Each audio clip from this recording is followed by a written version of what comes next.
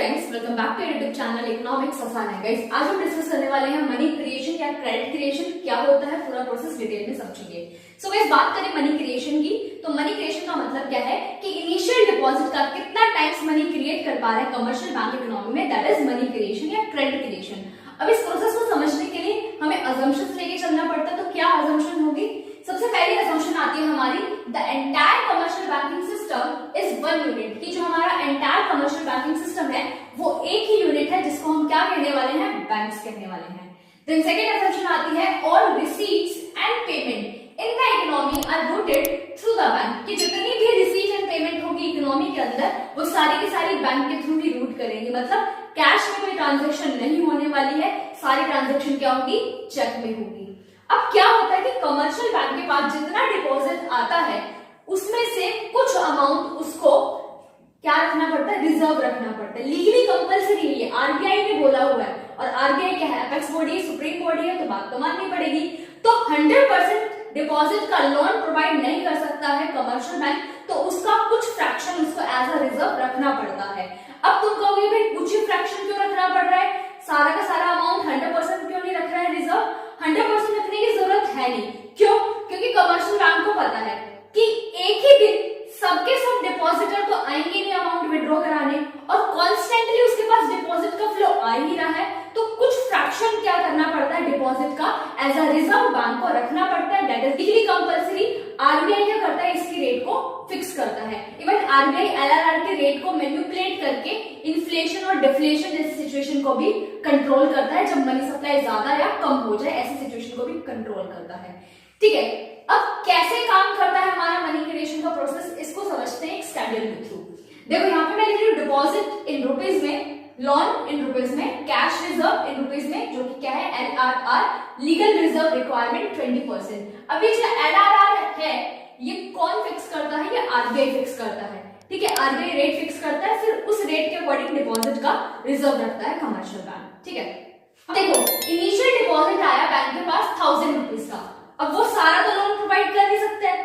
ठीक है, अब उसको क्या रखेगा? कुछ रिजर्व रखेगा अपने पास। तो कितना रखना है? 20%। 1000 में 20% कितना हो गया? 200। अब जितना अमाउंट बचेगा वो फर्दर क्या दे देगा कमर्शियल बैंक? लोन दे देगा।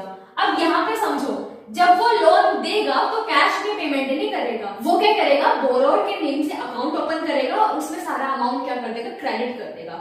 अब जब बोरोवर उसको क्या करेगा? अमाउंट को विड्रॉ करेगा, तो किसी को तो पे करने के लिए लिया होगा ना। अब जिसको पे करेगा, क्योंकि सारी ट्रांजेक्शन क्या हो रही है? बैंक के थ्रू हो रही है, तो जिसको पे करेगा उसका अमाउंट भी तो बैंक में है ना, तो अगेन वो अमाउंट क्या जाएगा? नई डिपॉजिट बन के कमर्शियल बैंक के पास आ जाएगा। तो 800 का क्या होगा? नया डिपॉजिट आएगा राउंड 1 में, उसका अगेन 20% 160 रिजर्व रखा जाएगा। जितना अमाउंट बचा 640 फर्दर लोन दिया जाएगा। फर्दर वो डिपॉजिट बनके किसके पास आएगा? कमर्शियल बैंक के पास आएगा। 640 उसका रिजर्व रखेगा 128, फिर लोन कितना देगा? 512। ये प्रोसेस चलता जाएगा। कब तक चलेगा? जब तक रिजर्व का टोटल इनिशियल डिपॉजिट के इक्वल ना आ जाए। मतलब इनिशियल डिपॉजिट कितना है यहाँ पे? 1000, तो रिजर्व का टोटल भी कितना आएगा? 1000। समझ में आया? अगर 2000 होता तो 2000 आता। तो जब तक कि इनिशियल डिपॉजिट के इक्वल टोटल हमारा कैश रिजर्व का ना आ जाए तब तक ये प्रोसेस चलता रहेगा। अब ये तो समझ में आ गया भाई, ये वैल्यू कहां से आई है? जितना इनिशियल डिपॉजिट होगा उतना ही कैश रिजर्व का टोटल होगा। बट ये वैल्यू कैसे निकालेंगे? इसका हमारा एक फॉर्मूला है। क्या है? डिपॉजिट मल्टीप्लाई या फिर मनी मल्टीप्लाई भी इसको बोलते हैं, 1/LRR। अब 1 कितना है? 20%। तो 20% क्या होता है? 20/100। इसको मैं 0.2 रख सकती हूँ, तो मैं यहाँ पे वैल्यू रख रही हूँ 0.2। पॉइंट हटाएंगे, एक 0 ऊपर, कितना आ जाएगा? 5 टाइम्स। तो इनिशियल डिपॉजिट का 5 टाइम्स मनी क्रिएट करा है कमर्शियल बैंक ने। तो इनिशियल डिपॉजिट है 1000, उसका 5 टाइम करेंगे तो कितना आ गया? 5000। रिजर्व कितना है? 1000 माइनस कर देंगे 5000 में से, तो लोन कितना दिया? 4000। समझ में आया तो किस तरीके से मनी क्रिएशन होता है इकोनॉमी में। अब जैसे जैसे एलआरआर की वैल्यू बढ़ती जाती है ना, वैसे वैसे मनी मल्टीप्लायर की वैल्यू कम होती जाती है। एग्जांपल से समझो, देखो पहले मैंने ली है एलआरआर की वैल्यू 10%, फिर ली है 20%, देन 25%। यहाँ पे हम क्या निकालते हैं? मनी मल्टीप्लायर रिप्रेजेंट कर रही हूं मैं, मनी मल्टीप्लायर निकालना है। तो कैसे निकालेंगे?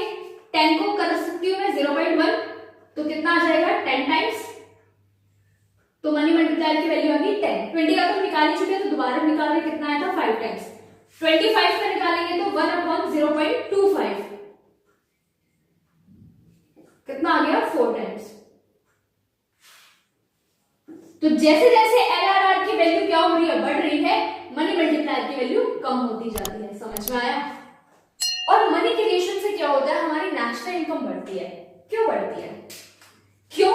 क्योंकि कमर्शियल बैंक जो लोन है ना, किसको देता है? इन्वेस्टर्स को देता है। अब इन्वेस्टर इन्वेस्ट करेगा उस अमाउंट को, तो कुछ प्रोडक्शन करने के लिए इन्वेस्ट कर रहा है, तो जब गुड्स एंड सर्विसेज का प्रोडक्शन होगा तो नेशनल इनकम बढ़ेगी या नहीं बढ़ेगी? बढ़ेगी। तो मनी मल्टीप्लायर की वजह से भी क्या होती है, हमारी नेशनल इनकम इंक्रीज होती है। सो गाइस, बहुत अच्छे से क्लियर हो गया होगा कि मनी क्रिएशन या क्रेडिट क्रिएशन क्या होता है, उसका मीनिंग क्या है, असम्पशंस क्या है, और टैबुलर फॉर्म में किस तरीके से रिप्रेजेंट करेंगे पूरे प्रोसेस को। और कई बार मनी मल्टीप्लायर से रिलेटेड एमसीक्यू में भी न्यूमेरिकल्स आ जाते हैं, तो वो भी एक बार प्रैक्टिस कर लेना। सो गाइस, आज के लिए इतना ही, मिलते हैं नेक्स्ट क्लास में। Thank you.